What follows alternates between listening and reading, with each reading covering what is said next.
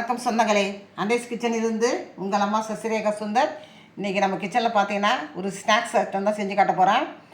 உளுந்து பார்த்தீங்கன்னா தோல் உளுந்து ஒரு 200 கிராம் அளவுக்கு எடுத்து 2 மணி நேரம் நான் ஊற வச்சு வச்சுருக்கேன். ஊற வைக்கிறதுக்கு முன்னாடி அதை நல்லா கழுவி எடுத்துட்டேன். 3 தடவை நல்லா கழுவி ஊற வச்சுருக்கேன். அதை வெங்காயம் பார்த்தீங்கன்னாக்கா மீடியம் சைஸ் வெங்காயம் பொடியாக கட் பண்ணி வச்சுருக்கேன். கருவேப்பிலை கொஞ்சம் எடுத்து பொடியாக கட் பண்ணி வச்சுருக்கேன். இஞ்சி, பச்சை மிளகா இதெல்லாம் கட் பண்ணி வச்சுருக்கேன்.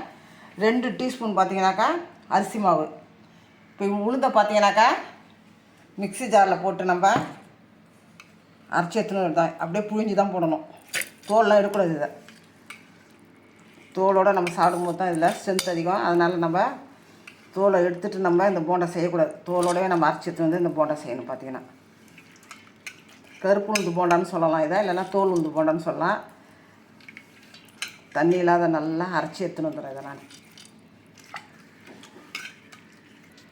லேசாக தண்ணி தெளித்து அப்படியே பார்த்தீங்கன்னா அரைச்சி எடுத்துன்னு வந்துட்டேன். வேறு ஒரு பாத்திரத்துக்கு அப்படியே மாற்றிக்க வேண்டியதான்.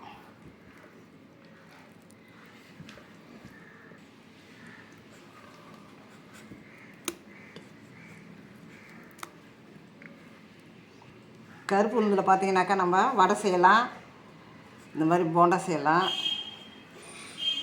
நம்ம இஷ்டம்தான். நம்ம எது வேணால் செஞ்சு குழந்தைங்களுக்கு கொடுக்கலாம், பெரியவங்க சாப்பிட்லாம்.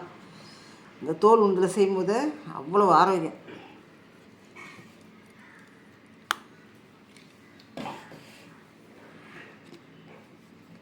இப்போ இந்த அரிசி மாவு இதில் ஆட் பண்ணிக்கலாம். ரொம்ப வழவழப்பாக இல்லாத நல்லாயிருக்கும். பார்த்தீங்கன்னா அரிசி மாவு கலந்தால் கொஞ்சம் நல்லாயிருக்கும். வெங்காயம், கருவேப்பிலை, இஞ்சி, பச்சை மிளகாய் எல்லாத்தையும் இதில் ஆட் பண்ணிக்கலாம்.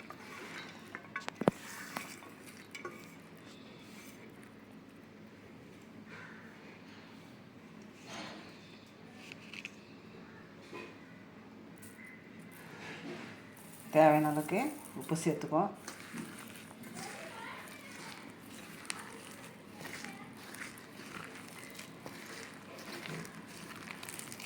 சின்ன சின்னதாக போட்டு எடுக்கணும். பார்த்தீங்கன்னா இதை நம்ம சின்ன சின்னதாக போடும்போது தான் கிறிஸ்பியாக போண்டா நல்லாயிருக்கும் சாப்பிட்றதுக்கு.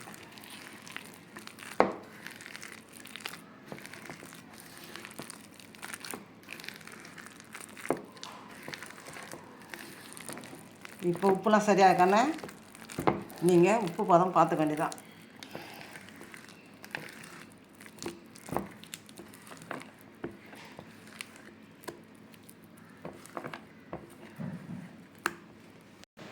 அடுப்பு பற்ற வச்சாச்சு. நம்ம அது மேலே பாத்திரம் வச்சுட்டோம்.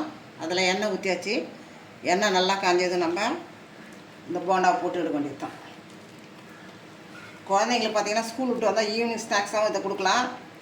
இது பார்த்தீங்கன்னா காரக்குழம்பு, ரசம் இதுக்கெலாம் நம்ம தொட்டு சாப்பிட சூப்பராக இருக்கும். பார்த்தீங்கன்னா வீட்டில் காரக்குழம்பு வைக்கிற அன்றைக்கி கூட இந்த போண்டா போட்டு வச்சுக்கோங்க, சூப்பராக இருக்கும்.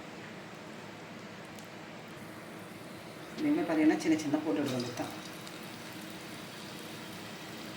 ரொம்ப பெருசாக போட்டோம்னா நம்ம உள்ளே வேவாது. வந்து இந்த போண்டா சின்ன சின்னதாக போடணும்.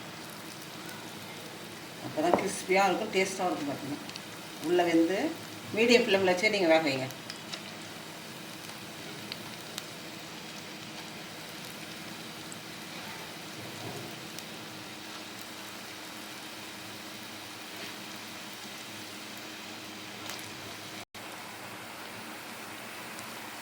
கொஞ்சம் கொஞ்சமாக நம்ம அப்படியே திருப்பி போட வேண்டியது தான்.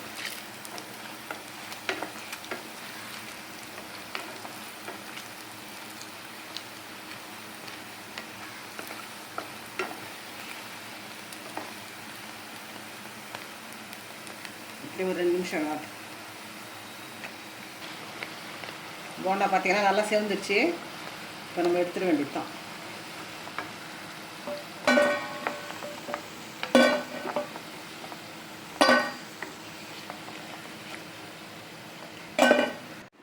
இன்றைக்கி நம்ம அன்னைஸ் கிச்சனில் பார்த்தீங்கன்னா சூப்பராக நம்ம கருப்பு அரை உருண்டை வச்சு நம்ம ஒரு ஸ்நாக்ஸ் செஞ்சு காட்டிட்டேன். இந்த போண்டா பார்த்தீங்கன்னா ரொம்ப டேஸ்ட்டாக இருக்கும். ஏன்னா 2 டீஸ்பூன் அளவுக்கு நம்ம அரிசி மாவு இதில் சேர்த்துருக்கோம். அதே சமயம் சின்ன சின்னதாக நம்ம போட்டிருக்கோம். நல்ல மீடியம் சைஸ் எண்ணெயில் நல்லா பொரிச்சு எடுத்தாச்சு. சூப்பர் டேஸ்ட்டாக இருக்கும். பார்த்தீங்கன்னா உடம்புக்கு ரொம்ப ஆரோக்கியமானது, அதே சமயம் ரொம்ப சிம்பிளானது. நீங்கள் செஞ்சு பார்த்துட்டு எனக்கு கமெண்ட்ஸில் சொல்லுங்கள். லைக் பண்ணுங்கள், ஷேர் பண்ணுங்கள், கமெண்ட் பண்ணுங்கள். மறக்காமல் என்னுடைய அன்னைஸ் கிச்சனுக்கு சப்ஸ்கிரைப் பண்ணுங்கள். தேங்க்யூ.